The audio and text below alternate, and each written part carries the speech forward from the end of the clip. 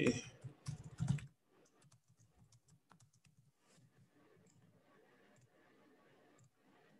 I'm going to send out a text to students from the Black Business School and let the students know that we're live also answering questions. So here we go. Okay.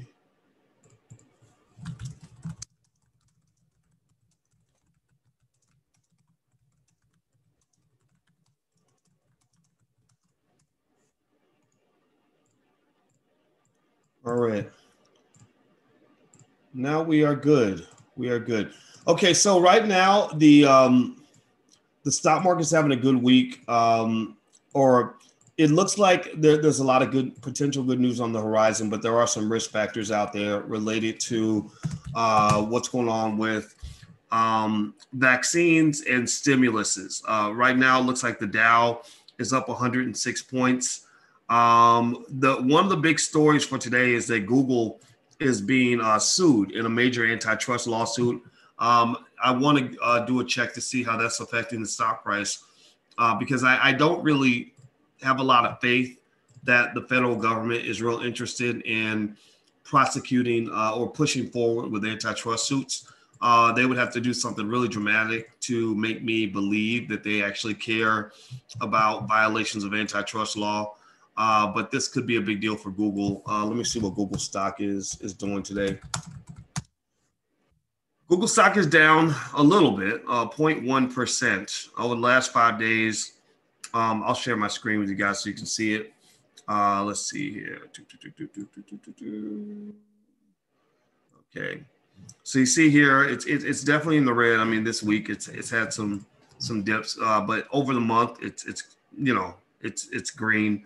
A lot of stocks are green right now. I mean, a lot of stocks are making money right now. The news has been very favorable, and the market's been extremely optimistic. So when you have that kind of optimism, investors have to get hit over the head pretty hard before they lose their confidence. And so in a way, it's funny. It reminds me of playing, when I would play in poker games. I'm not a gambler, but I like poker. Poker is a great game of math, strategy, and psychology. And in poker, you have these people, they call them donkeys. And donkeys are people that are not that good, but they think that they're good, and they don't fold. They don't fold when you scare them. Like you can't, like they say, there's a saying that says you can't bluff a donkey, meaning that you can't scare them into folding their hand. They're going to ride it all the way through because they think they can get lucky. Before we celebrate the freedom month. So with a donkey, the way you will play against a donkey is you have to kind of really, really drill them pretty hard before they eventually figure out, like, okay, maybe I shouldn't hold my hand all the way till the end. So the stock market is, unfortunately, it's kind of filled with a lot of donkeys right now. I think a lot of the retail traders from Robinhood that are coming in now are just really stubborn. Like, I mean, they're just really extremely, ambitiously over optimistic. I think that some of them are going to get hit upside the head pretty hard with a market crash or whatever the case may be. But it's going to take time before they actually learn that you can't just keep buying stock at any price forever and ever and ever. At some point, the market's going to teach you that there's a reason why you have to think through your financial decisions. So I guess my point is to say, don't be a donkey. Like, kind of know that whatever goes up can come down. And when times are good, that's the time you should spend preparing for when times go bad. So don't get yourself caught in a bad situation like that. Also, I want to mention to you guys may or may not know this, but we have a really great initiative for Black-owned businesses where we're bringing people together to support Black businesses. Every Monday night, we do a show called Life's a Pitch. And in Life's a Pitch, what we do is we invite students from the Black Business School to pitch their businesses in 90 seconds on video. And we do it in front of a live audience, and thousands of people are watching. Black people, these are intelligent Black people who want to support Black-owned businesses. And these businesses get a lot of support. They also get a lot of feedback, in terms of things they can do better. But then in addition to that, you get customers out of it too. So if you're interested in being on an episode of Life's a Pitch, we do it every Monday night at 8 p.m. on financialjuneteenthtv.com. Financialjuneteenthtv.com is one of our financial platforms. And basically, if you go to financialjuneteenthtv.com every Monday night at 8 o'clock, that's when the show happens. But then also, if you want to be considered for an episode, get on our email list. Go to allblackeconomics.com. If you go to allblackeconomics.com, you'll get a free e-copy of my book, and I'll email you when we're looking for new pitches, new businesses to submit their pitches. We can't get everybody in there, but we can get a lot of people in there, and a lot of business owners that have been on the show so far in their customer base as a result. I'll hop in and answer some questions here. George says, if I'm not able to continue purchasing stock, can I expect any future growth? Well, the market historically, George, has grown. Historically, the stock market has been the best place to build wealth in America for the most part. Real estate's been very, very good, of course. And I think real estate should be added so you can have a balanced financial diet. But the stock market has been really, just extraordinary. And I'm not talking about for the last, 6 months or 2 weeks. I'm talking about for the last 100 years.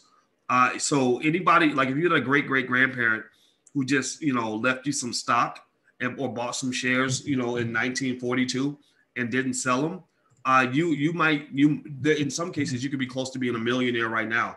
So what I want you to do is to think about the lost opportunity of the last 50 years, but then think about the new opportunities for the next 50 years. You are the ancestors, you are the grandparents. So the question becomes, what are you going to do now? Are you going to just sit there and do nothing and let your great grandchildren and your descendants have nothing? So they're stuck in financial slavery, or are you going to go ahead and, take the plunge, make some moves? Even little moves grow into big moves. The reason we don't make little moves is because we think little moves are always going to be little. But that's like saying that a baby is always going to be a baby. Remember, LeBron James is 6'8", 250 pounds, but there was a time where he was small enough that you could hold him in both hands, right? So a baby is not always going to be a baby. Babies grow into full-grown men and full-grown women. So baby businesses grow into full-grown businesses. Baby portfolios grow into full-grown portfolios. But the baby will never grow if you never feed the baby, or the baby will never grow if you never have the baby. The seed will never grow if you never plant the seed. So what I want you to do is take the pressure off yourself. Stop thinking that you got to be a baller by next week. Stop thinking that you got to have 10 million in the bank for you to actually invest. Stop thinking that you have to have money to make money. No, you have to invest money to make money. And it doesn't require a tremendous amount of effort.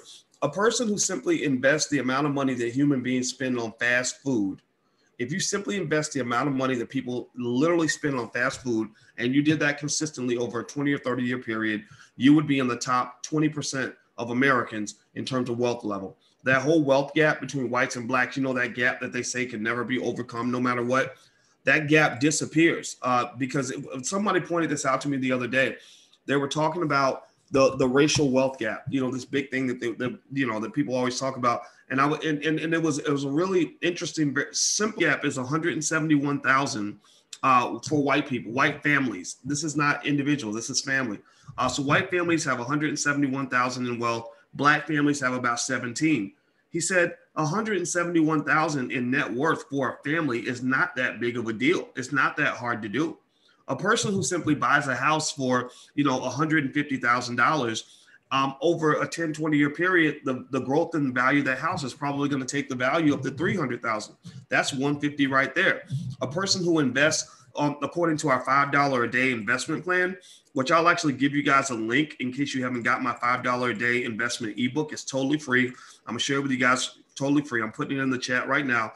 A person who simply does the $5 a day investment plan, within 20 years, they got well over $100,000 in liquid assets. $5 a day, that's less than the amount. You can't even go to Popeye's Chicken and get a value meal for $5 a day, right? So now if you did the Popeye's Chicken plan, I actually literally compared it to the actual cost of a Popeye's Chicken sandwich, fries, and a drink. Because we know, a lot of people will say black people can't invest, but everybody knows Black people can afford Popeye's chicken. Give me a yes in the chat if you know what I'm talking about. So I said, let's do the Popeye's chicken plan.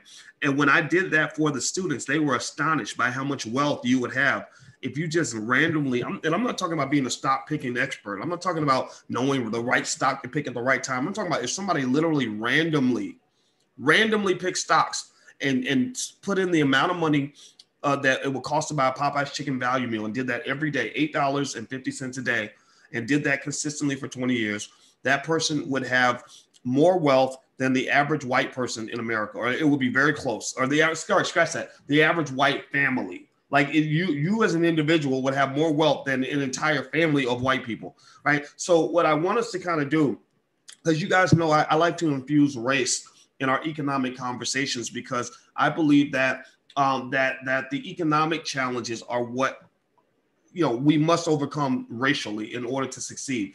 I don't really get into a lot of the horizontal issues. The whether or not boys and girls should be using the same bed care if they get married. I mean, if you want to get married, get married. You can marry a tree for all I care. I get into economics because economics determines what value system you are allowed to follow. So just be really important, just remember how important that is. Just follow the economics. Just do the basic economic things. And don't think that you can't overcome the racial wealth gap by yourself on your own, in your house, in your family. If you do the things that we talk about, if you do even 1/10 of what we talk about in these Q&As in the Black Business School, that's why the Black Business School is one of the best institutions on earth. A year, I'll put us up against Harvard and Yale. It's going to charge you $80,000 a year. We know what we're doing. My PhD is very real. We have experts that are in here that can teach you things that you're not going to learn in those spaces. And one thing I want to teach you about the racial wealth gap is you can't just leave it up to the politicians. The politicians are not the ones who are going to solve the racial wealth gap. It's going to be you. It's going to be you making a decision that you are just not going to settle for this whole like second-class citizenship, that you're going to make decisions now and consistently plant your seeds so that your wealth will grow over time and you'll leave something for your children. So give me a yes in the chat if you agree. I'm going to take a sip of my coffee while you put a yes in the chat. And by the way, if you haven't subscribed yet, make sure you subscribe. We have a couple of financial platforms. I want to make sure you guys know about that. We have financialjuneteenth.tv.com. Some of you may be watching from Financial Juneteenth TV. Make sure you subscribe there. That platform tends to have deeper, richer, more evergreen content. And we have another platform called the Black Financial Channel, theblackfinancialchannel.com, theblackfinancialchannel.com. That's more daily financial news and commentary, hard hitting. I literally put content on the Black Financial Channel about 5-6 times a day, because what we do is we give you regular, consistent updates on what's happening in the markets so that you can consistently sort of follow what's going on. So it's kind of like a Black version of CNBC. We're not just an educational platform. We are a media outlet. Because we know, because in our research, we've determined that controlling media is critically important for Black people. So, for example, I had a really productive meeting with the folks from Push Black. I don't know if you guys know about Push Black. You probably do. Push Black has millions of subscribers all around the globe. And with Push Black, I'm going to do a financial podcast for Push Black. So I guess I'm going to kind of be their version of Dave Ramsey, except smarter, because Dave ain't got a PhD. I have a PhD. I've taught Dave Ramsey's in my life. And anyway, one of the things we were discussing is that, once you've gathered and you've pulled together millions of Black people, you then have the ability to do anything that white people do. You can build a movie industry out of that. I said, you guys have made films before. There are thousands of Black filmmakers, directors, producers, and writers, and actors and actresses out here. And we've made movies. We have Boyce Films. So we've made several films that have been seen by millions of people. I said, Black people can do this. Like we can build industry. Like it's not theoretical. Like it's happening. Like it's real. It's here, right? It's there. So what we need is I would love for you guys to internalize that and to know that it's happening, and to help and to just join me in the belief that this is as real as I say it is. I wouldn't lie to you. And it becomes realer the more you guys want to participate, right? So I'm not forcing you to do anything. I'm not going to beg you to do anything. I'm not going to harass you into doing anything. but I'm going to ask you, when you see things that we have going on, if you can just hit that subscribe button. If you follow something, you see something you like, a product that somebody in the platform is offering, consider it. Just think about it. If you have the link to a really good video that we do, or a film, or whatever it is that we're doing, share it on your social media. Those things really matter in terms of making a difference. Like, we've already pulled together millions of Black folks. We're going to pull together millions more, and we're really getting this done. And the last piece I'll throw in here is that one book that I've recommended for the students in the Black Business School is this book that I read that I loved. It was so great. It was called How the Jews Invented Hollywood. This is not anti-Semitic. This is actually, congratulatory, or actually in honor of what the Jewish community accomplished when a group of Eastern European Jews who were being heavily discriminated against, just like a lot like what we're dealing with. Not quite the same thing, right? Our journey is different from their journey, but these Eastern European Jews who are kind of on the lower class of Jews, like even other Jews discriminated against Eastern European Jews. They had no power, no wealth. They couldn't get jobs. Their kids couldn't even go to the same schools. So they just took it upon themselves to build their own schools. They also built Hollywood out of this. So out of this decision to build their own came Universal Studios, MGM. The Warner Brothers started Warner Brothers Studios when the Warner family in Ohio sold the family horse for $1,000 and started showing moving pictures inside a barn. Right? You think your business is bootleg. You think your business is garbage.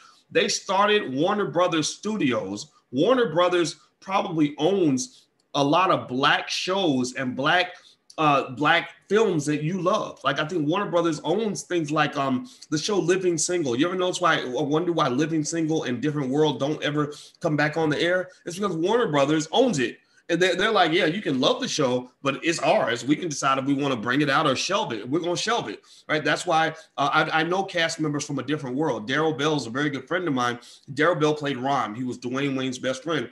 He said that they would love to bring it back, but it's not owned by Black people, right? So that blueprint is part of the blueprint in terms of what our culture is in the Black Business School and what we're doing right now. So all this is happening right here before your eyes. So when Tariq Nasheed puts out Hidden Colors, and it makes $10 million, that's the beginning of the blockbuster film industry. Like, there are tons and tons of people that are participating in this, right? So don't underestimate the significance of it, because what you're seeing is the beginnings of a multi-billion, multi-trillion-dollar industry. That's just how things started for the Jewish community 80, 100 years ago. That's what's happening for you guys right now. Okay, so let me move on. And by the way, Tariq Nasheed is actually going to join us at the All Black National Convention this weekend. We're going to have a lot of great people, a lot of experts, and Vicky Dillard and Lamar Tyler, and just these really great people that are coming through. So if you'd like to join us, go to allblacknationalconvention.com. That's allblacknationalconvention.com. Of course, it's going to be virtual because of COVID and everything. We're going to do physical next year. Next year it's going to be in New York City. We've already made those arrangements. But this year we're going to do it virtual. It's going to happen this week, nationalconvention.com. What is the name of your real estate investing course? We have a great program run by Julian Gordon. It's called the Black REI Group, the Black Real Estate Investment Group. The URL is theblackreigroup.com, THE, that's theblackreigroup.com. And I think you can still get a discount on it. Julian is extraordinary because Julian's actually leading a coalition of Black investors that have raised $3 million to go buy a big chunk of Baton Rouge, Louisiana. They identify a bunch of properties they're going to buy, and they're getting it done. He's raised over $3 million. He's probably looking for more investors. So, and also Julian is our dean of real estate in the Black Business School. So he's not just a guy who can tell you the theory. He's the guy that's actually doing it. I encourage you to go take a look. It's theblackreigroup.com, THE. All right. By the way, if you're on Financial Juneteenth TV or anywhere else, please hit the thumbs up button. Hit the thumbs up button, please, if you could. Let's see. Somebody asked, Carmisha's asking, do you recommend investing in index funds? I love index funds because index funds give you instant diversification. That's a very good thing. Diversification is very important. And why do you want to diversify? Well, because you don't want to put all your eggs in one basket. That's a good way to go broke. whenever I hear about an athlete that goes broke, that says something like Quentin Portis used to play for the Washington Redskins, and he was really upset. He wanted to beat up and murder his stockbroker. He was sitting outside his investment advisor's office with a gun, and his friend had to talk him out of going, allegedly from the story I read, his friend had to talk him out of going inside his investment advisor's office and killing him. And whenever I hear a story about that, and the reason he was thinking about killing his investment advisor is because he gave him $10 million and it went down to zero. It just kind of disappeared. And whenever I hear a story like that, that tells me right there that they probably invested wrong. Obviously, right? Now, losing money is not a crime. A lot of investments lose money. But when you lose all your money, that's because somebody probably didn't diversify you well enough. Like, so if you have a bunch of money and you think, oh yeah, just put your whole life savings in your cousin Willie's liquor store. Well, I mean, that's when you get those Raisin in the Sun type stories. Remember Raisin in the Sun, where he gave the money to Willie for the liquor store, and Willie ran off with the money. Well, these stories happen all the time. So just, keep that in mind. Have you checked out the Earn Your Leisure guys? Yeah, I know those guys. I love them. They're very smart, very good people. And they're part of the culture. The goal is, we need thousands and thousands of our people that are constantly talking about investing, and then eventually millions of people that are investing, because we have what in the Black Business School, we have what we call Project 2070. Project 2070 is that by the year 2070, we believe that Black people can be the most financially intelligent group of people on the planet, because what we have to do is inject that into the culture. That must be injected into the culture. So right now we are right on target to achieve our goal. We're probably going to achieve the goal sooner than 2070, actually. Because one of the goals was, I said, if I can get the rappers to start rapping about wealth, if I can get the rappers to rap about buying the block, if I can get the rappers to rap about, investing and owning assets, then that's going to be huge, because hip hop determines a lot of our culture. When they started rapping about ratchet stuff, people started doing ratchet stuff. People dress like the rappers. They talk like the rappers. They look up to the rappers. The rappers have 10 million, 20 million followers on Instagram. So when people hear about Nas, the fact that Nas makes most of his money from investing, not from rapping, well, they see, I don't know, maybe even, 50 Cent and Ice Cube. I guess they've gotten political in their own way. I love those stories. I love seeing that, because it's making people kind of look around and say, okay, maybe there's another way. Maybe there are opportunities. I've been working a lot with Ice Cube recently on some political stuff, and it's a little bit controversial. Jay-Z, 444. I was really proud of Jay-Z for putting out that album, because I had a 2-hour conversation in 2014 with Beyonce's road manager. And he was trying to convince me that Jay-Z and Beyonce really care about Black people, and that they really care about, like the Black community. And I said, well, if they're not talking about it in their music, then who cares what they feel in their heart? It's not what you believe, it's what you do. It's not what you think. It's not what you want to happen. It's what you're actually making happen. If I say I'm a good person, but then I go out and kill 10 people, I'm not a good person. I'm a murderer. Right. And so that was my point. And so later on, I saw them really step their game up. I was super impressed. And that was a far cry from where we were before. I remember 2013 when I was working with a guy by the name of Russell Simmons on a mass incarceration campaign to try to get some of these brothers out of jail and get the Obama administration. And they wouldn't do it. They were really fighting back. The Democratic Party, I've lost a lot of faith in the Democratic Party, to be honest with you. I don't believe that they really care about Black people that much. I think that they need Black people, but they don't like us that much. Anyway, I wrote this letter, and they wouldn't do anything. They wouldn't respond. And Russell, what we did was we got a bunch of people to sign the letter. So Russell got a lot of celebrities to sign it. I got a lot of scholars to sign it. So we would have both, right? We'd have the power of celebrity, the credibility of scholarship. So Michelle Alexander, who wrote The New Jim Crow, she signed it. A lot of other scholars, a lot of smart people signed it. And then he also got the celebrities. Will and Jada signed it, and a lot of rappers, even guys like Rick Ross and Lil Wayne signed it, along with Chris Rock and Jamie Foxx and Kerry Washington. Like I remember seeing those names on the list. And so anyway, I asked him, I said, so what about Jay-Z and Beyonce? And I remember he said, man, I can't get them to do anything. I can't get Jay to do nothing, and that was 2013, right? So you fast forward a few years later, 5 years later, he does 444, which I thought was excellent. He did a song about Black entrepreneurs, which I thought was great. And so I don't know if this is just a coincidence or what whether the chicken laid the egg or the egg laid the chicken. But either way, what's happening is you're seeing an awareness, you're seeing an economic consciousness, and that's very important. Economic consciousness is connected to another concept that we only use in the Black Business School called economic maturity. Economic maturity kind of says Black people collectively, when it comes to money and wealth, we want to keep pushing ourselves to grow up. Growing up means that you don't think of money the way a child thinks of money. If you go give a child $40, what's a child going to do with that money? What's he going to say? If you say, what are you going to do with your money? What's he going to say? Is he going to say, well, I got to pay the utility bills. And then after that, I got to go and invest in my 401k. Like, you think a 5-year-old is going to say that if you give him $40? No. A 5-year-old is going to want to go buy candy. He's going to go buy shoes or clothes or a toy. There you go. Thank you, Riley. A toy or whatever, right? And so a lot of us, unfortunately, many of us, because economic intelligence and literacy is not taught in school, we become economically immature as adults. You have a lot of economic children that are pretending to be adults, full-grown men, full-grown women who still spend money like a child. Like, I have money now, my toys are just bigger. My toy is a new car. My toy is a new outfit. But what does that come from? It comes from culture. They're hearing their favorite rapper rapping about certain brands, and these brands want the rappers to rap about their brands. That's why Gucci and Louis became so popular in the Black community, because the rappers, the preachers, that's what they are. They're the hip hop preachers.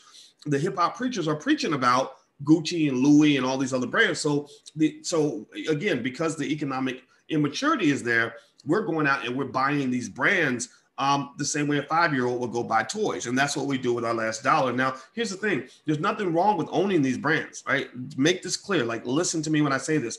Nothing wrong with buying a nice pair of red bottoms, ladies, if that's what you like, or fellas, if you want a cool pair of Jordans.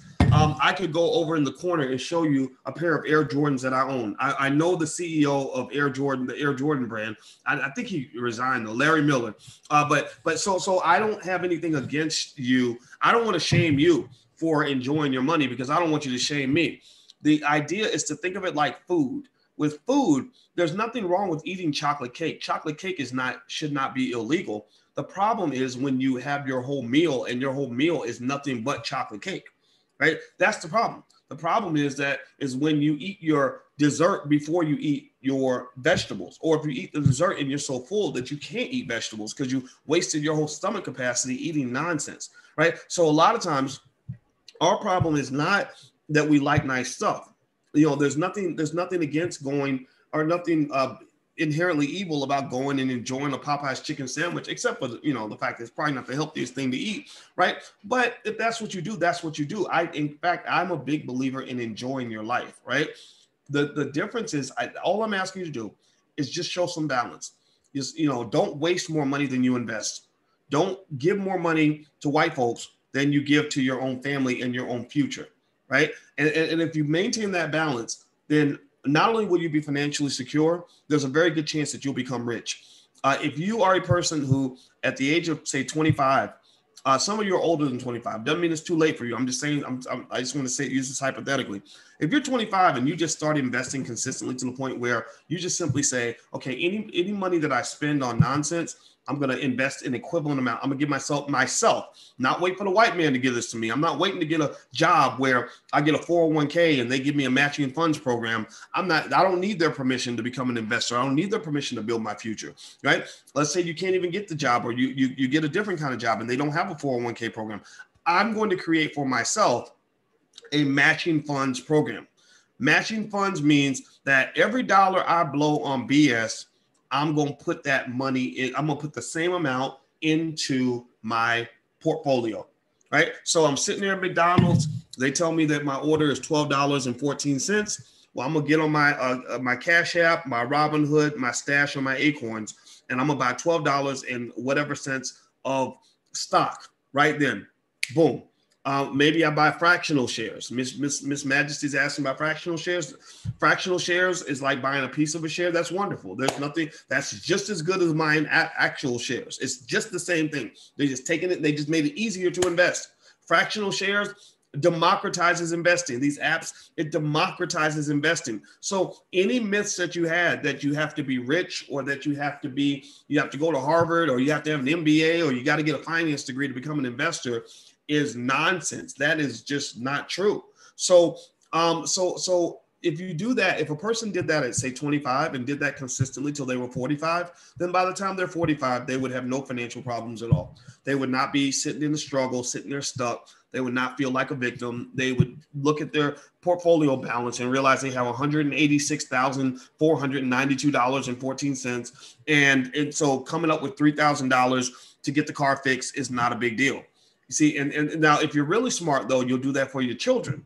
If you have a child, you should be buying stock for that child on autopilot. You should set your app to every week buy a certain number of shares or a certain amount of stock every week for that child, and set it and forget it.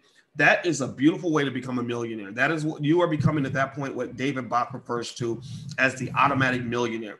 The automatic millionaire is, and 100,000 people do this probably every year. And tens of thousands of people become millionaires every year, just like this. They set a certain amount they're investing every week or every month, and they set it, and then they go think about something else. And then every year they check their portfolio and they realize they have more money, and then they just keep going. They don't touch it. The money just grows and grows and grows. Compound interest jumps on top of compound interest. And then you start to get what I call financial momentum, where your money, it's in mathematics, it's what they call a convex curve. Convexity is almost like an example might be if you're pushing a car down a hill. At first, it's really, really hard to move the car, but the more you push it, the faster it goes. And eventually the momentum, when gravity takes over, that sucker will be just, whoo, you can't stop that car, right? That's why it looks like some people have an easy time getting money. Some people have a hard time getting started because they never got started. They think about this, right? If you want to know the key to being broke, the key to being broke is, number one, grow up. If you want your children to be just destitute and you want them to be broke and you want them to feel like life has no hope, and that their only hope is to go out and get a Democrat in the White House and they think that's going to change their life or whatever, or they're going to church and praying for things that are never going to happen. If you ever want your child to be broke, here's what you do. Don't teach them anything about investing. Don't teach them anything about ownership of real estate. Don't teach them anything about how to start a business. Make sure they're 100% dependent on a white man's job. Like if you want your child to be a slave, that's what you do. You only teach them how to be dependent on a white man's job. You never teach them how to save or invest or anything like that. You never teach them the importance of ownership of property. Then also what you do is you flood their ears with a lot of these really bad messages in music that really speak to a tremendous amount of financial irresponsibility. Like all you do is you just play music that's constantly telling them to go buy Gucci, buy Louis, and then in your spare time go get 3, 4, 5 girls pregnant too, and so that you now are a broke baby daddy. Now you got kids to take care of and no way to take care of those kids, right? Which is going to cause a lot of depression, a lot of sadness, and then by the time they're 27, 28 years old, they're going to feel hopeless. They're going to feel like, gosh, I got all these kids. I can't take care of these kids. I can't get a job. Every time I get a job, they don't pay me enough money. They're not going to, they're never going to give these opportunities to a black man. And then that feeds right into the whole woe is me, I'm a sad black man narrative, right? But what you do is you got to look at the terrain and say, how do I protect my son from these things? Well, if you show your son all the different ways to make money, like where he's literally a financial version of a Swiss Army knife. The Swiss Army knife is where you have a whole bunch of different little things, little gadgets and stuff like that.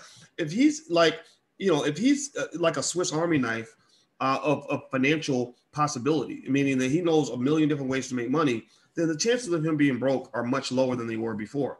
Also, if he knows basic financial values like investing and ownership, and that's more important than actually spending and giving your money away, then you're going to have more money. I mean, a simple reality is that the less money you give away, the more money you'll have. That's not complex. You don't need a PhD to understand that. So just focus on, pay attention to what's going on with the value system. People teach you how to be broke at an early age. And then adults just think it happened by accident. It didn't happen by accident. This was all by design. By the way, I want to mention to you guys, I think I mentioned to you all on financialjuneteenth.tv.com every Monday night at 8 o'clock. We do Life's a Pitch, where students from the Black Business School do 90-second pitches of their businesses, and the audience gives them feedback. Some of the audience also goes and supports the business, things like that. And also we give them feedback on how to make their business better. That's a show that I created with Lene Javette. It's every Monday night at 8 o'clock on financialjuneteenth.tv.com. So feel free to join there. If you want to start a business and you want to learn more about entrepreneurship or anything like that, entrepreneurship is the third class in our Black Money sequence. We have Black Money 101 through 106. 101 is an introduction to the power of money. 102 is how to invest in the stock market. 103 is how to start a strong Black business. So if you'd like to learn to start a business, feel free to go to blackmoney103.com, or you can or if you want to invest in the stock market, you can go to blackmoney102.com. Use the code word if you want a discount. The code is Dr. Boyce. It's one word, Dr. Boyce. Just type in Dr. Boyce. It'll take 20% off anything that you sign up for in the Black Business School. So keep that code nearby in case you want to sign up for a class or anything like that. We have a 30-day, 100% money back guarantee if you're unhappy for any reason. So there's no risk to you whatsoever. We have no problem giving you a refund if you didn't get what you expected or if you'd like something different. Our number one goal is to make you happy. I'm sure when you went to college, they didn't give money back refunds, but we do that. And because we have a lot of confidence in what we offer. All right, so let's see here.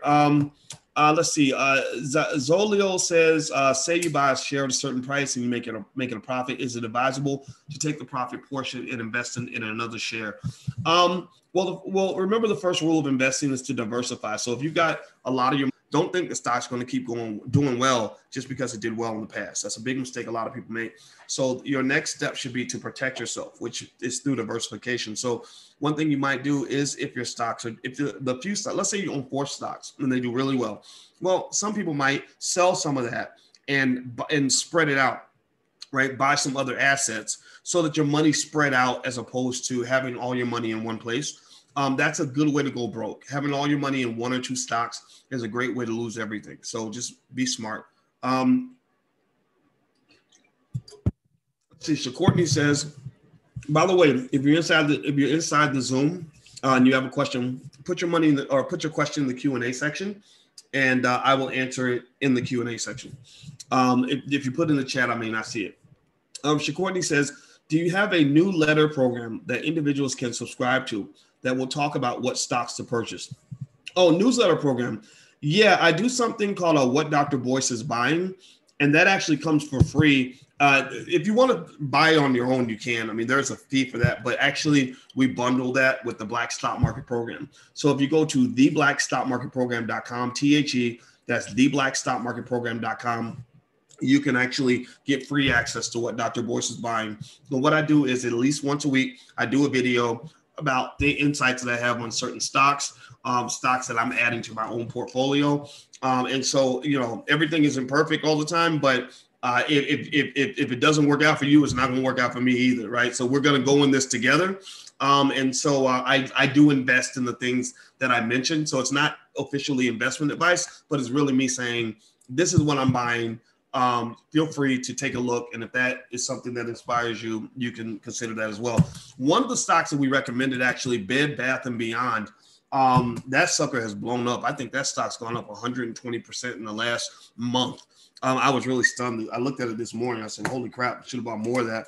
But yeah, what happens is that, if you do your research and you know which analysts to kind of pay attention to and all that stuff, right now is an easy way to make a lot of money in the stock market because the market has a lot of what we might call asymmetry. Asymmetry means it's off balance right now. It's like the economic recovery isn't affecting everybody equally. So there are some companies that are just, blowing it out of the water really fast. And then some companies that are a little bit sluggish. And both of those situations provide opportunities. Like the companies that shot out of the gate, the big juggernauts reflected what they call a flight to quality. So Apple, the FANG stocks, Apple, Facebook, Apple, Netflix, Google, and Alphabet, these companies took off because everybody was like looking to find the safe havens. They were scared to death. It's like when the Titanic is sinking and everybody's trying to go for the lifeboats. These companies were the big, strong lifeboats on a sinking ship. The entire economy is the ship and it's sinking. And there are these lifeboats in the water. Everybody was swimming to the lifeboats. So that's why all the FANG stocks, the tech stocks took off, the stay-at-home stocks took off. There were people that made more money during COVID than they made before COVID. Let's just be clear. There are businesses. This is the crazy thing about the stimulus package and all that. Dead. You hear me when I say almost dead. And these businesses prospered because of the PPP loans. That actually infuriates me, because I also read another study that says 75% of the bars in New York City are going to go bankrupt. 75%. And I'm sitting there thinking, wait a minute. So 75% of the bars are going to go bankrupt. But you got businesses that were zombie companies that were literally, had their foot in the grave. They were in the economic equivalent of a nursing home, not even a nursing home, a hospice. And these companies got millions of dollars in funding that saved them and allowed their executives to keep making money for a few more months before the company folds inevitably. And you've got strong businesses that were doing really well before COVID that now are gone and dead. I think that's criminal. I think that's terrible. That's one of the things. If I'm maddest about the Trump administration, honestly, I don't get caught up in as many of the social issues in terms of, like, I don't have these fears. Like a lot of people have, like a lot of us really move based on fear. I don't have fears that, that a Proud Boy is going to come and beat me up. That stuff I just haven't, I don't know. But I do have a concern about the way the pandemic was used as a way for wealthy people to make their friends wealthier. That I can assure you occurred. Those with wealth and power used the pandemic as an opportunity to freeze the world so they could accumulate more wealth and power. China did it almost masterfully. I mean, there's a reason why China's economy recovered before everybody else's. It's because China, basically, they were like, they were the originators of the pandemic. Whether it's deliberate or not, I'll leave that up to you to decide. Any possibility is possible. But then they were the first ones to recover from it and the first ones to go out and make money from it. And they were making major geopolitical moves as a result of it. Like they were kind of like, okay, while the rest of the world is sleeping or frozen in fear, that's when we're going to secure power for China. And that's how things are done historically. Typically, like the Great Depression, it was a massive wealth transfer. There were people who made their fortunes. The Kennedy family made most of their fortune during the Great Depression. So don't think that a time like now is when everybody's losing. Everybody's not losing. Some people are winning. And what you want to do is be a critical strategic thinker so that you can win in the midst of any sort of situation. Okay, so let's see. Give me a second here. All right.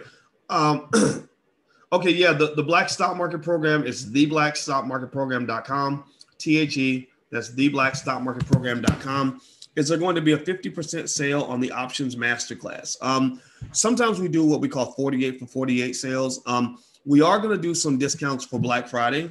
So if money's tight, you can wait till Black Friday. So we'll email you and let you know. Make sure that you're on the email list and stuff like that. So that, if you get emails from me, if I'm in your inbox, we'll notify you when that happens. What do you think of analysts saying Disney will reach Netflix stock price if they focus more on streaming? Disney is one of my favorite companies in the world. I just love the way I love their management. I think that they just do such a great job. I just really, I don't know. But here's the thing. Here's the thing that I am kind of not sure about with Disney. I think Disney, it just seems to me like they just got so kicked in the butt from COVID. A bulk of their revenue came from, theme parks and movie theaters. And so they released these movies in these theaters and the movies would be everywhere. And, and Disney's, making $1 billion a week, right? Or whatever amount of money they make per year. And then suddenly all that stops, right? So Disney, because they're so smart, they're able to pivot really, really well and adjust as well as anybody could adjust. But there's only so much pivoting you can do when the whole world money to spend for a new release, but I'm sure people spent it. And now they're really going in that direction. So part of me is intrigued by that. I'm a big believer that digital is a great way to scale, efficiently. Like when we started the Black Business School, we knew that it would cost way too much money to build brick and mortar schools all over the country. Like that would be really difficult. So what we did was we said, okay, let's just use technology. Let's use that to get started so we can reach people all over the world. And it worked. We have 127,000 students, and we generate enough revenue now where we're able to make movies, and we are going to buy some physical spaces pretty soon. After COVID's over, we're going to look into getting some property in different places. Like, for some reason, I'm really intrigued with Gary, Indiana. I like Gary because Gary is it's a Black community with a lot of potential, a lot of property that wouldn't cost a ton of money, and I would just love to have a school in Gary. But once I build a school in Gary, I want to build them, all over the United States and maybe some across the world. But I'll talk about that later. So I think that this streaming thing, I think Disney's going to be a major player, and Disney's doing a better job of packaging things. Like before, it was like, okay, you got Disney Plus, and you're showing like, you're basically taking all your assets that you own, like Star Wars and all your Disney movies, and that's what you're showing. So, but what it does is it really narrows your niche a little bit too much. Like you can't be Netflix if all you're doing is showing Snow White and Star Wars. But now I noticed they're blending in like their ESPN properties. They own a lot of other content like television based stuff. I don't know. I can't remember if it was Hulu or something. I don't know. But they had all this other stuff where I was like, okay, this really is intriguing now. So and then if they get to the point where they do what a lot of their activist investors are telling them to do, which is to take, I think one of their activist investors said, don't pay a dividend, take that money and invest, take that money and invest in content, right? And I think that move could be huge for Disney. I think that could put them in a realm where they could try to compete with Netflix, but I don't even think they have to compete with Netflix because I think they can coexist with Netflix. Before, it was Netflix versus Disney, but that was more of a scarcity mindset. I believe that we live in a world where people subscribe to 4 or 5 different services. I don't know how many of you guys do that. A lot of people, subscribe to Netflix, Disney Plus. I think I have Netflix, Disney Plus, Hulu, and then we got a bunch of other little tiny niche channels like Alicia loves this channel called the Gaia channel, which talks about a lot of spirituality type stuff. Like she's really into metaphysics and the subconscious mind and things like that. And I subscribe to something called Curiosity Stream, which is like something for scientific. We're called library. Like if you're a nerd, go meet people in the library. Don't be a nerd and go meet somebody in the club. Then you're gonna be stressed out. Unless you get really lucky. But I met her in the library because that was our nightclub. We didn't go to clubs in college. We went to the library. So anyway, those are my thoughts on Disney. I think Disney can compete. I'm a big holder of Disney stock. What I did with Disney was I didn't just buy shares, but I also did what we taught in the options class called a stock replication strategy, where you can buy specific types of stock options that are deep in the money and get the same effect that you would with the stock. The difference is that you don't have to commit as much capital. So like with Bed Bath & Beyond, that's what I did. And that sucker, I mean, I think that investment in Bed Bath & Beyond made 1,000% or something ridiculous. So so long story short, there's ways to do that. How do I get info on Black business life insurance?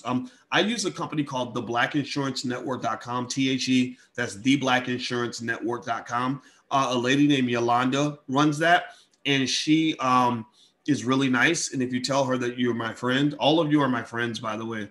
We're a bunch of misfits who get together and do stuff that other people don't do, like talk about financial stuff on a Tuesday morning.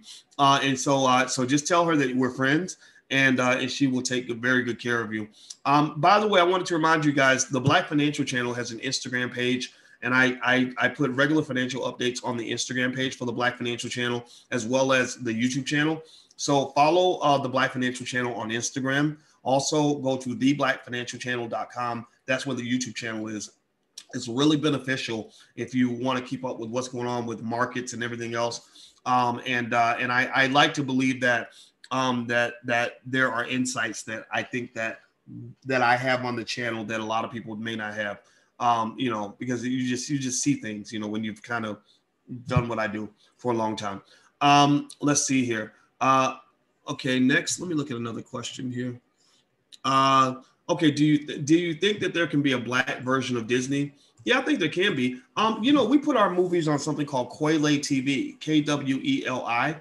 Kweli TV It's KWELI, which I think everybody should subscribe. They have black movies, and I love Quele. It was started by a young black woman, and I met this young sister, and I was so impressed with her. She was so smart and so nice. I don't have her name in my brain, but I remember having a very good impression of her.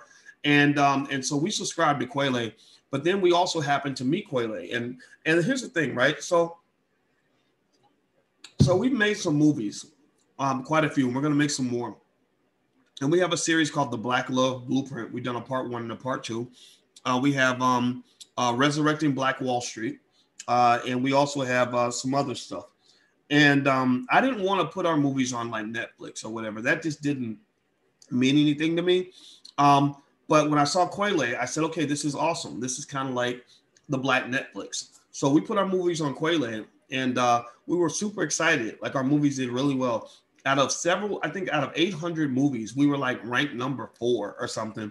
You know, I don't think we can pass up Tariq Nasheed's Hidden Colors. I think Hidden Colors was out there at the top, and that's fine. I give him that respect. I let him have that.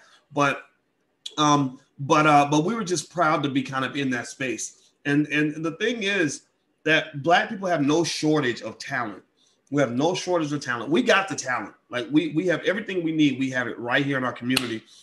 What we are working to develop, which we need to keep working on, is distribution.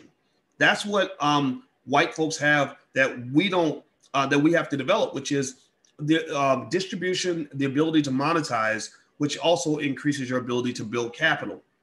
So when I spoke with Push Black about developing further into Black filmmaking, and I mean, I'm talking making like really like strong movies. I'm talking like $1 million film that the whole community supports. So the movie, you know, you invest $1 million, if the movie makes $5 million, you can flip, go right back and now you make a $2 million movie, right? And I call them Blackbusters, not blockbusters, Blackbusters. What we spoke on was, I said, you know, I think we're getting closer in that evolution because now we have that ability to raise capital. Like, we're seeing projects where people are raising millions of dollars from grassroots, you know, hardworking, like folks that just believe in building the community, right? So like Julian Gordon has a group of investors out in Baton Rouge. Julian's our dean of our real estate school in the Black Business School. Julian raised $3.2 million, and he's buying property with a group of Black investors in Baton Rouge. So the investors are going to make money, and it comes from an awareness. It comes from awareness followed by action. Awareness means, yeah, I should buy Black. I should invest Black. Action means that when you get the money and you make a move, you're like, okay, I'm making the Black move, right? But also you have to develop trust and things like that. But trust is also something where you don't just trust when things are going well. You have to also trust when things go bad. Like, you can't just trust Black business owners when they're perfect. You have to learn how to trust the Black community when things are not perfect, right? Or when you run into a Black-owned business that sucks, you can't just say, well, I'm never going to go to a Black-owned business again. You have to trust that there are other Black-owned businesses that are good. Just like dating, you know, like, it's like, imagine somebody dated a Black woman and she was a piece of crap. And then he's like, well, that's why I don't date Black women. I don't date Black women because they this, and this. But it's like, no, you got to trust that, you know, okay, maybe the first woman that you met wasn't any good. Maybe the second woman you met wasn't a good fit. But that the third, fourth, or fifth woman could be the one for you, right? So that trust is something that it tends to come from people that are kind of more convicted, sturdier, clearer in their objective, and clearer in terms of who they are. So because I'm Black, like, there's no number of crazy Black women I could meet, because I've met some crazy ones. I've met some pretty hostile people. There's no number of crazy Black women I could meet that would convince me that I should not marry a Black woman, right? You know, every person I've met that's been bad or harmful is, to me, they're the exception to the rule. The rule is Black women are awesome, so I just gotta go find an awesome woman who's for me, which I did, right? I found one, right? You know, so I think that the same thing is true when it comes to business, and because business and love are very similar. It's a very similar kind of thing. It requires trust. It requires commitment. It requires you know, some degree of sacrifice and discipline, right? We have to invest in each other, right? So what I try to do, the reason I talk a lot, like, you guys probably wonder, I don't know if you guys have ever thought this or not, but people have said it, and I've been like, yeah, you're right. They'll be like, God, Boyce he's always on the internet. He's always talking. He just does so many videos. What is wrong with this guy? Well, the reason I do a lot of videos is because I want to connect with you. I want you to know who I am. I want you to know what I'm thinking. I want you to know what I'm all about, because that's how we build trust. because I trust me. I know what I'm trying to do. I know that what I'm going to do. I have tremendous faith in what we're doing. I have tremendous faith it's going to work. I want to talk to you enough to where you'll say, yeah, I've seen 8,000 videos from this guy. So I think that what he's saying might actually make sense, right? You build trust like through communication, through sharing, through reciprocity, through mutual support. So my goal is to support you, right? I love it when I meet you guys and I'm out and about and I meet you and you say, you changed my life, or you got me to invest, or I'm doing this with my kids that I wasn't doing, until I saw your video on such and such, because that's how we build trust. Like, I'm investing in you. And so because I'm hoping that, like, when I come back and I say, okay, guys, we need to raise $1 million. Like, are y'all in? Right? I would love for you to be able to say, yes, I'm in. I want to invest in this because I know this guy is legit in terms of what he's trying to do.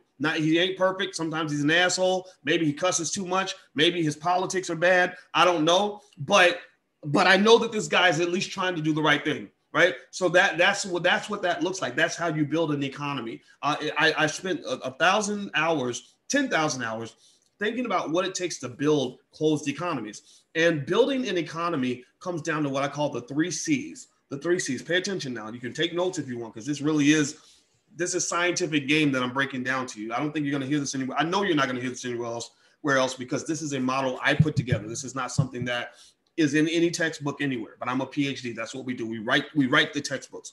The 3 C's are to build a market. You need a market for capital. You need a market for contractors. You need a market for customers. Capital, contractors, customers. Each market is like a seesaw, where on a seesaw, you got to have somebody on each side of the seesaw. Like you can't have a fat kid on one side of the seesaw and a skinny kid on the other. It ain't gonna work, right? Or you can't have a person on the seesaw. Have you ever remember when you were little and nobody was at the park for you to play with? So you tried to get on the seesaw by yourself? I don't know if anybody else ever did that. I remember doing that. And it sucks. You're mad because you don't have that balance, that other person to tango with that's gonna make it a fun experience. Well, Black people have that problem when it comes to building our economy, because we have imbalanced seesaws. So let me explain what I mean by that. So remember, let's go back to what I said before. The market for capital, the market for contractors, and the market for customers. Let's start with the capital market. What is the capital market? The capital market is where you're basically bringing together investors with people that need capital, right? I got a business. I need a loan for my business. I'm an investor. I need a place to put my money. So they get together, they make sweet love, right? Next thing you know, a baby's born. The baby is the business. The business now has what it needs. The business is now fertilized. The business is now has a greater chance of being successful because you bought the capital together. Black people have an imbalance in that market because we have a far greater frequency of but to basically explain why you benefit by being an investor. Why, Black empowerment means not just taking on the side of the person who needs help, but also taking on the role of the person that can provide the help, right? So many of us are raised to look for a savior, but we can save ourselves, right? We're looking for Superman, but you are Superman, right? You can be Superman and need Superman at the same time, right? We've got Supermen and Superwomen in our community that can step up and help each other, right? So what does that mean? That means that building a capital market means something as basic as saying, I know you ain't got as much money as white people, right? And I know that bothers you, right? That makes you feel like you're poor, but $1.3 trillion is a lot of money. You can do a lot of things with $1.3 trillion if you harness that power. Right. So how about we instead of waiting on white folks to write a reparations check, which I don't even know if that check's ever coming. I mean, I hope it does, but maybe it won't. Instead of waiting on white folks to write a check or begging politicians to take care of us, why don't we go to the kitty? Why don't we go to that 1.3 trillion? And that becomes the beginning of our capital market. So what does that mean? On a microscopic level or on an individual level, it means, that those of us who have extra money, we think about what we want to do with that money. Right? Like I can spend my money, sure. We learn how to do that at birth, but I can also invest that money. I can stockpile that money and put that money toward assets that are eventually going to work for me, right? So that creates the mindset of investing. Investing is heavily psychological. My dissertation was written on investor psychology. So a person who doesn't have a mindset of an investor is eventually going to be broke and eventually going to be poor. I don't care how much money you give a person like that. If you give a person money and they don't think like an investor, they think like a spender, they're going to spend it all. It's going to all disappear. An investor is a person who simply is a person who plants seeds. They're like a farmer who plants seeds because they know that if they don't plant any seeds, they will not have a harvest. You cannot have a harvest without planting any seeds.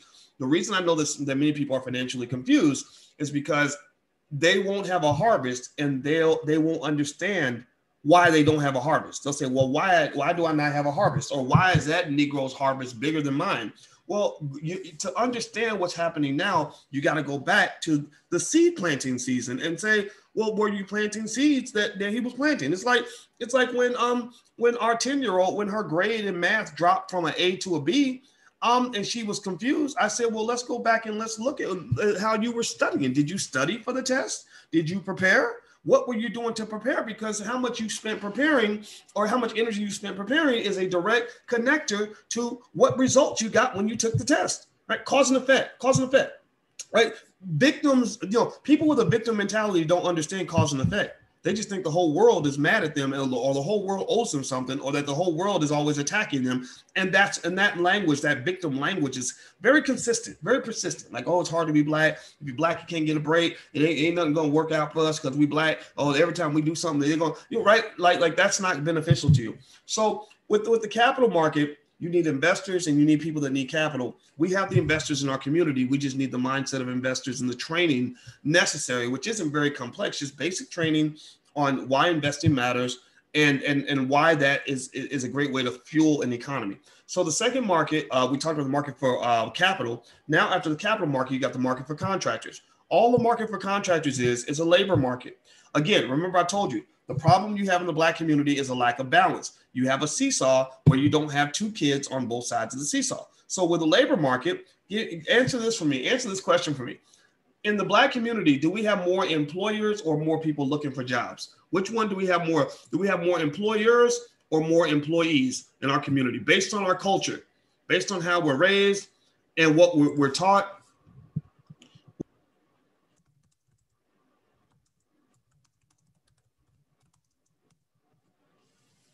Employers or employees? Of course, we have more employees. We know this, right? Most of us grew up in households where you got relatives. Now remember, I want to link this to culture. Pay attention to how culture plays out in this.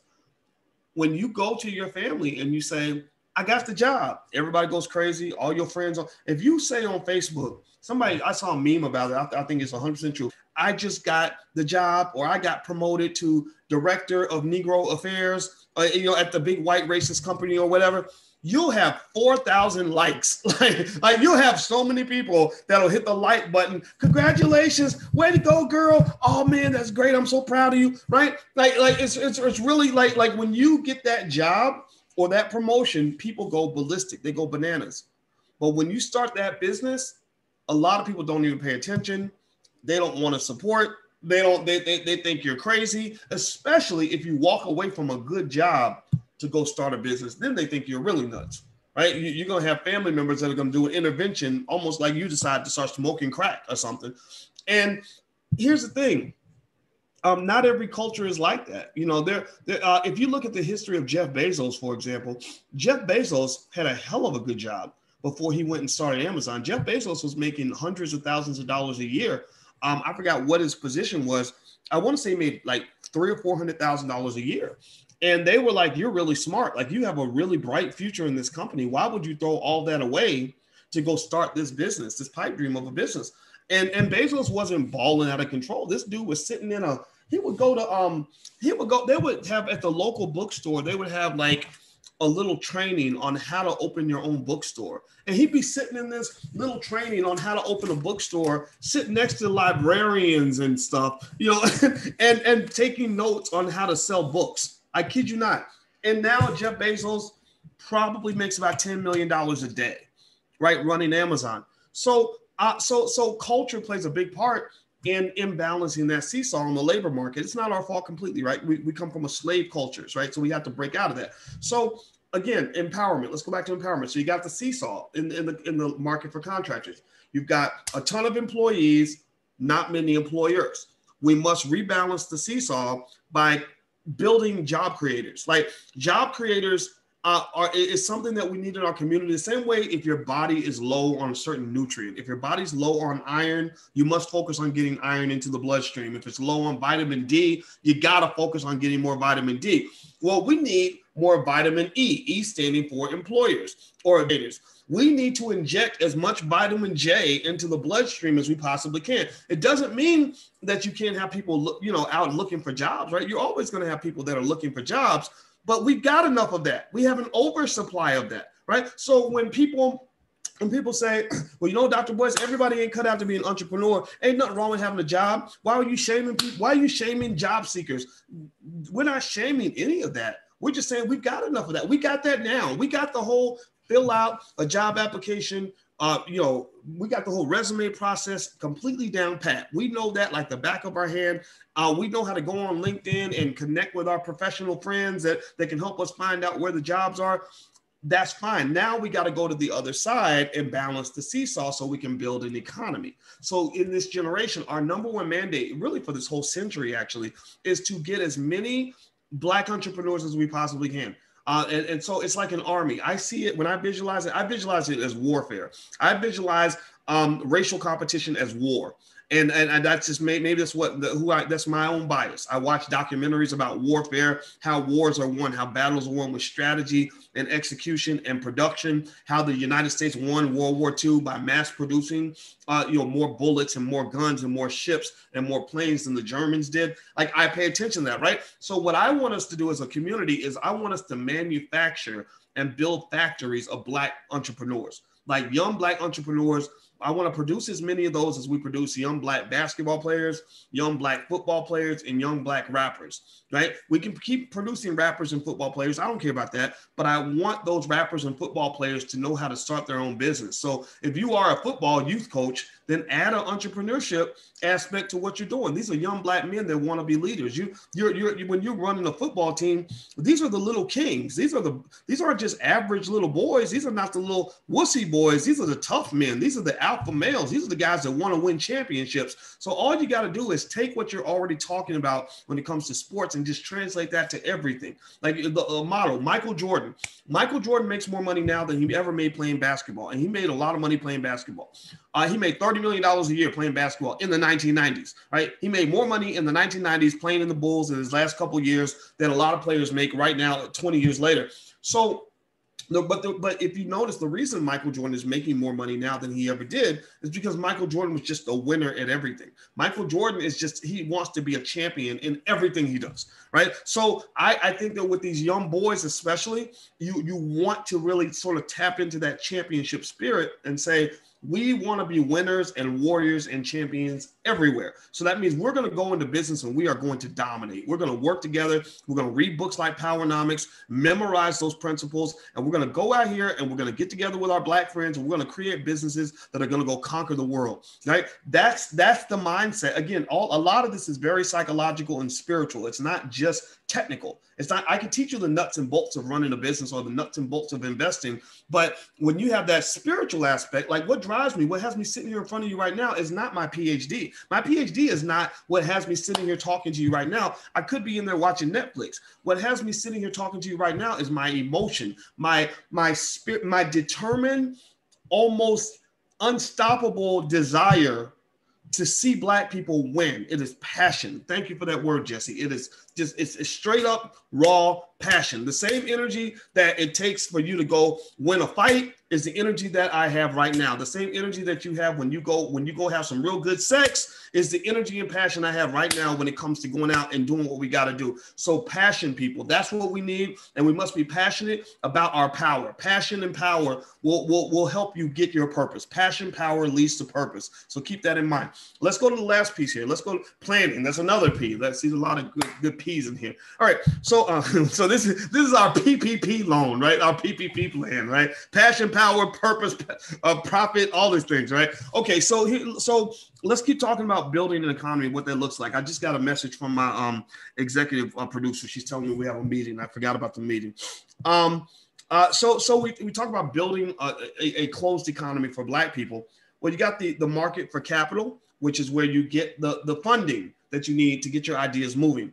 And the liquidity and everything, right? That money's there. We got 1.3 trillion to work with. The market for contractors, which is a labor market. You need job creators so that you can hire the job seekers. Your children are going to be, I already know it. Anybody in who has kids, your kids are going to be the job creators in the next generation. The parents that are not here listening to things like this are going to be, their kids are going to be looking for jobs. So we're going to look out for them. We're going to take care of them. We're going to help them out.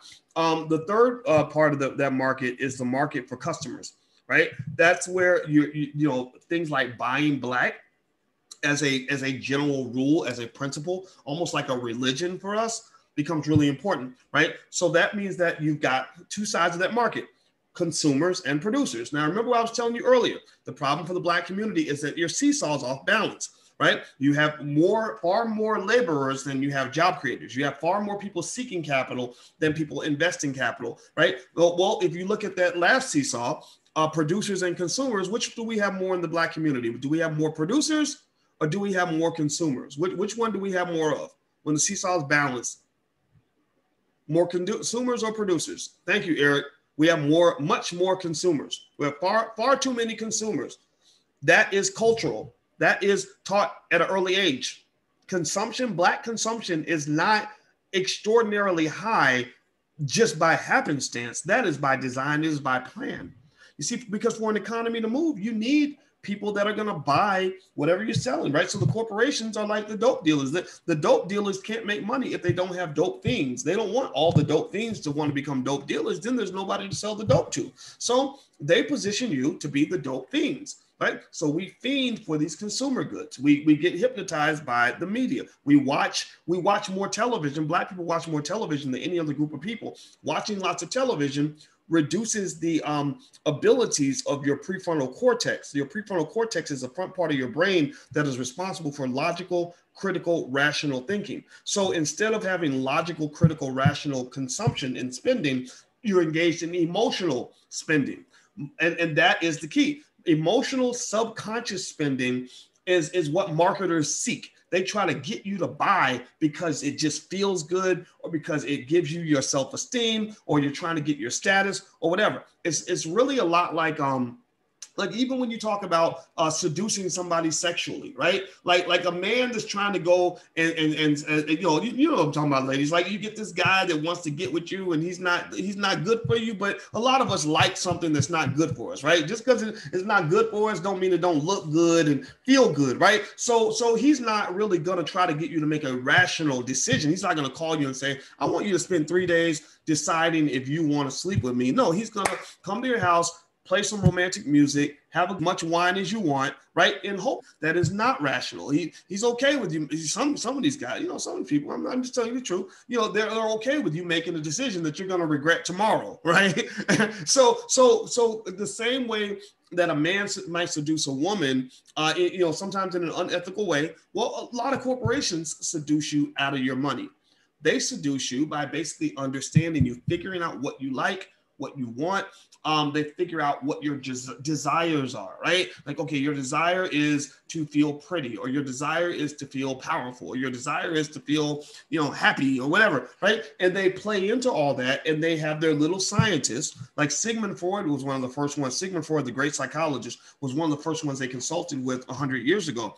And he basically showed them how to tap into the subconscious mind to get people to buy things without them even thinking about it. So their goal is to get you to not think. So Black people are ground zero in terms of who they target, because Black people we have the least amount of education because they keep our schools deliberately bad. We also watch the most television, which reduces our ability to engage in critical thinking because of the disruption of the prefrontal cortex, right? So Black people, and then also we're trying to earn our self-esteem. We're trying to fit in. We're trying to get, you know, white people to like us, right? When they study like who buys luxury items the most, like you ever notice how people who are broke are the first ones to want to go buy stuff they can't afford, and then people that actually have money are like, I'm not buying that. Why would I pay $800 for a purse? That's stupid, right? Well, because the wealthier people don't have anything to prove. They're like, you know what? I don't even want anybody. Anybody that's in this room that has money, might understand what I'm talking about. Like when you get money, you don't really, if you get money and you're smart, you don't want everybody to know you got money. You will never hear about Boyce Watkins flossing and balling and stunting and trying to show everybody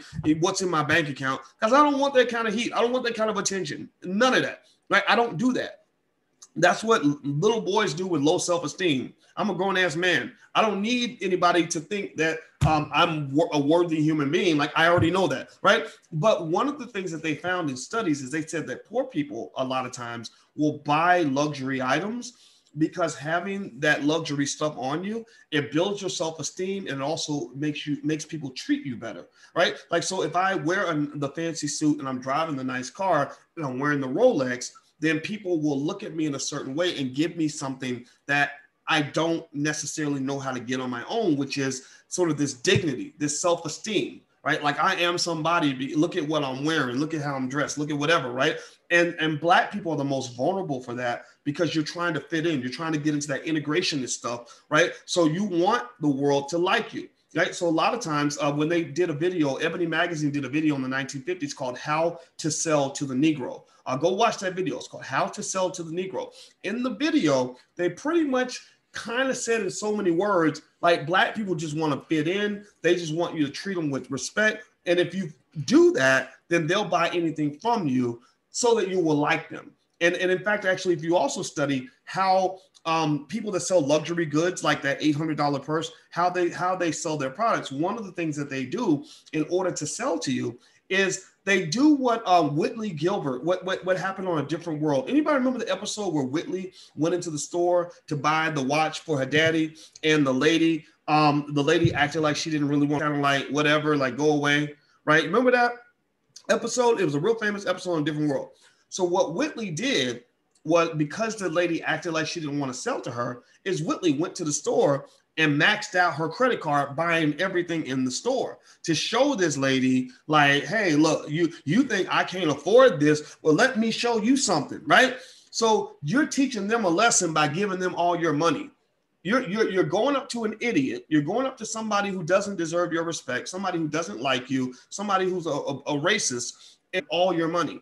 That's what Whitley did. And at the end of the episode, Whitley realized, like, no, this lady, I'm not going to give her nothing. So she went back and got a refund for everything that she bought, right? Well, that's one of the strategies to sell luxury products, actually, is they're told to, like, pretend like they just don't even really want to talk to you. Like, well, if you ain't got no money, then you shouldn't even be here, right? So people be like, no, I got money. No, here's my, look at my credit card. Here, no, take 10,000 off. I'll show you I got money, right?